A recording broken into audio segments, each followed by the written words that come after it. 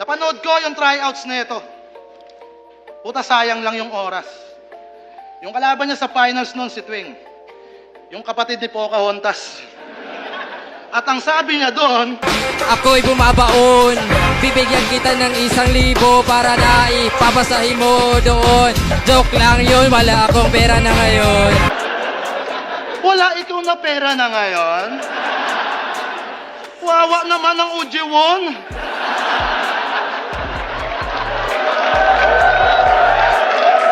Mocking lines. Malamang pamilyar na kayo sa style na ito. Ito yung pagpuna ng mga field o maling linya na nagamit ng mga battle MCs sa nakaraan nilang battle. May dalawang klase ang mocking lines. Ito yung gaya ng sinabi ko kanina na pagpuna ng maling linya at meron din namang imamak lang talaga para gawan ito ng kalukuhan. Marami tayong kilalang battle MC na gumagamit nito mapahanggang sa ngayon. Ang pinakakilala nga natin na battle MC na gumagamit ito ay si Livgram. At ang sikat nga na mocking lines niya dito ay ang kay JL na hanggang sa PSP nga at Motos ay umabot ito. At minsan na rin nagginawa ng parody. At hindi lang naman si Livgram ang kayang gumawa ng mocking lines kundi marami pang battle MC ng Flip Top. Kaya naman sa video na ito ay babagi ko sa inyo ang top 10 mocking lines in Flip Top. At syempre paalala lang muna, ang mga linya na na-involve sa video na ito ay ayon lang sa aking nalalaman at abot ng aking makakaya. Kung meron man akong hindi na isali ay pwede kayong mag-comment sa baba at i-share ang inyong saloobin at baka magawa natin ng part 2 ang video na ito. Maraming salamat at simulan na natin.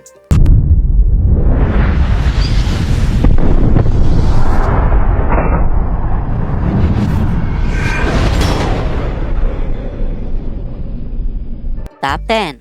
1,000 Larger Than the Sun. Di ko alam kung sa kanta nga ba ito nakuha ni Husky kasi nung pinakinggan ko yung music na pinagkuhanan daw nito, wala akong nakitang ganitong linya. Pero kung talagang doon ito kinuha ay si Husky at Livgram na may alam nito. sabi nga kay Apex yung isa buhay. Kung usapang kalawakan, ako'y malayo lang kung titignan. Canis Majoris, biggest star, 1,000 larger than the sun. 1,000 larger than the sun? Does the moonlight shine on Paris after the sun goes down? If the London Bridge is falling, 1,000 larger than the sun. Pinagsasabi mo! Si Flick G nga, tinigilan yan. Ginawa mo naman, hayop ka. Huwag ka nagagamit ng Google ha, kung san-san ka napupunta. Top 9. Well Done. Isang English line ni Pimploma sa laban niya kay Chris A sa gubat. Siguro nga dahil sa baguhan pa si Pimploma sa flip top ay medyo di niya talaga maiwasan ng ganitong linya. Pasok naman sana ito, yun nga lang, nabutasan ito ni Kiram dahil na rin sa kaunti lang ang mga battle niya, kaya malamang magagamit itong anggulo para sa kanya. Laban niya kay Chris A, sabi niya. Kamatayan mo'y kagagawa ng gulong ito. Kaya nga well done! Kagagawa ng gulong. Well done. Pinilit i-connecta yung bars parang welding.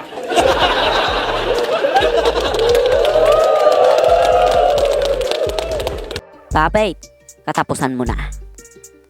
Galing naman ito kay Inside sa laban niya kay Sak Maestro. Siguro nga ay meron namang ibang dahilan si Inside kaya niya nasabi ang linyang ito. O di naman kaya ay may ibang meaning ito para sa kanyang pangalan. Or talaga namang nagkamali lang siya. Sabi niya kay Sak Maestro, Ano nga ba daw ang meaning ng M-Site? Wala ba talaga? Subukan mong baliktarin yung M-Site. Katapusan mo na! yung M-site, pag binaliktad, katapusan mo na. O ito ha, babaliktarin ko yung Livgram. Putang ina ka! M-site, katapusan mo na. Huwag mo nga akong ginagago. Kahit rambulin ko yung M-site, puta, baka mag-away pa tayo. Top 7. Kulang-kulang. Elvis line sa laban niya kay Jonas. Para sa akin, ang linyang ito ay linyang pambata o di naman kaya ay para sa mga bagong manonood ng flip top o di naman kaya ay para sa mga walang alam. Kasi sa panahon ngayon ay di napasok sa mga tao ang ganitong linya. Napakababaw kasi masyado. Siguro sa day 1 ng flip top ay pwede pa ito. Sabi niya nung laban niya kay Jonas. Alam nyo ba kung ano yung kulang-kulang? Tunog ng kampana. Kulang, kulang, kulang. Utang ina mo. First time kong nakita si Enigma gumanto. Sinundan pa ng isa. Banlag, for the mother's pride. Banlag, for the first divide. First divide? Puta kay MJS mo yan. Sana hindi ka na nagbal... Top 6. Candlelight Dinner. Isang linya ni Fang sa gubat laban kay ALX. Hindi naman natin may pagkakaila na ganito talaga ang accent ng mga Bisaya pag nagtatagalog sila. Lalo pa kung pure Bisaya ka talaga. Yung pagsasalita ng Tagalog ay di mo talaga ma-perfect. May mga salitang Tagalog na nakakalimutan kaya naman ganito ang kinakahinatnan. At napanood nyo ba yung huling battle niya? Ganito ang sinabi niya. Restaurant ni Enigma, kailangan ko si Tweng para may kandila ngayong gabi, may kakainin lang akong baboy na filler. Restaurant, kandila, gabi, kakain, candlelight dinner. Candle? Baka candle, pisakol! Ano tawag mo sa single? Single? Pulpol! Walang sustansya utak mo. Kakakain mo ng noodles.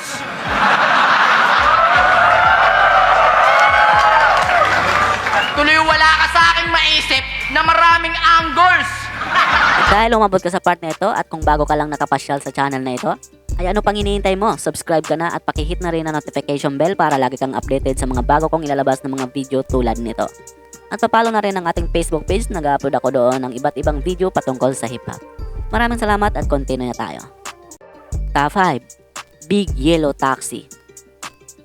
Tuwing line sa laban niya kay Zaito sa Ahon 10.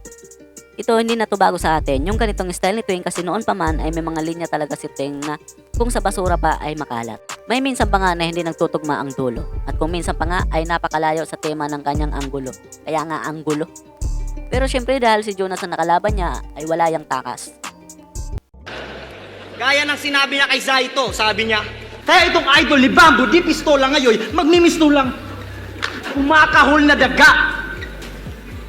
Kayo ang magiging saksi sa pagganti ko nitong mamamatay. Isasakay ko siya sa Big Yellow Taxi. Big Yellow Taxi? Nice par! Alam mo kung anong tawag doon? Word war!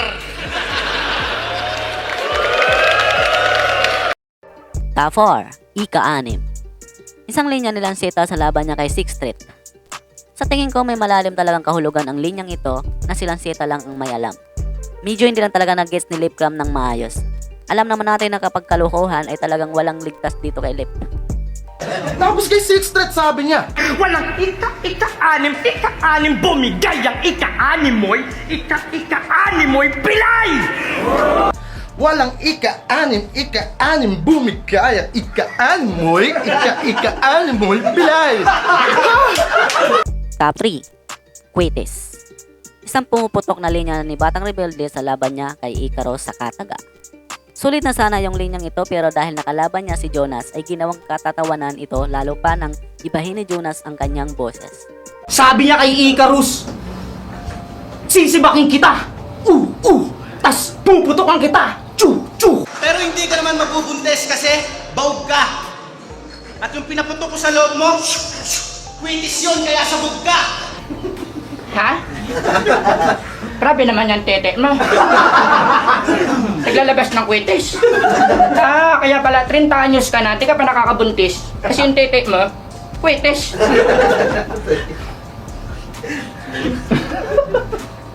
Top 2. Sorimon. Isang binaliktad na linya ni Lil Weng sa laban niya kay Numerous. Feeling ko nakikiuso lang talaga si Lil Weng dati kaya naman nagawa niya ang linyang ito.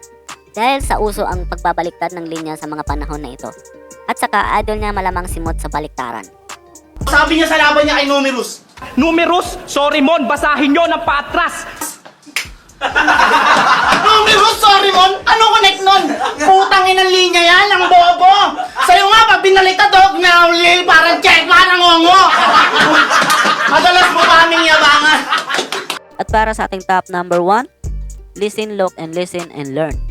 Ribat ni JL sa English ni Doc Pao. Malamang pamilyar na kayo sa linyang ito. Yung memes na sumikat dati kay Rapi Tolpo. Medyo nawala kasi yung ayos ng English ni Doc Pao kaya nahanapan ito ng katapat ni JL. Kasi sabi niya sa laban niya kay Flip, Alam mo, ang daming gustong magbigay ng info sa'yo, including your ex-wife. But don't worry pare, I don't need to wrote that shit to you. Di ako interesado sa personal life. ano daw? I don't need to wrote that shit to you. Bro, listen, look, and learn.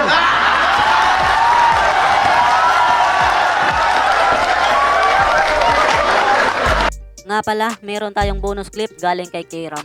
Napanood ko yung battle nyo ni Hearty the Bomb. Sabi niyo, Kitang-kita ko, silang dalawa nung guide, ipinahimas muna yung burat. Biglang, chupa! Tapos naputol na dun yung multi. Nag-choke ka dun, di ba? Kasi naalala mong ikaw yung gwardiya nun na duty. Inanto. Sa tingin nyo guys, sino ang mas magaling mag-marketing ng linya? At kaninong mark kayo natawa? Just comment down below. Hanggang dito na lang guys ang video natin sa araw na ito. Maraming salamat sa walang sawang suporta. Pag umabot tayo ng 50k subscriber, ay mamimigay tayo ng secret sa mga loyal supporters natin dyan. Basta abangan nyo na lang guys. So bago tayo matapos ay don't forget to subscribe and pakilike na rin ang video ito. Maraming salamat and God bless.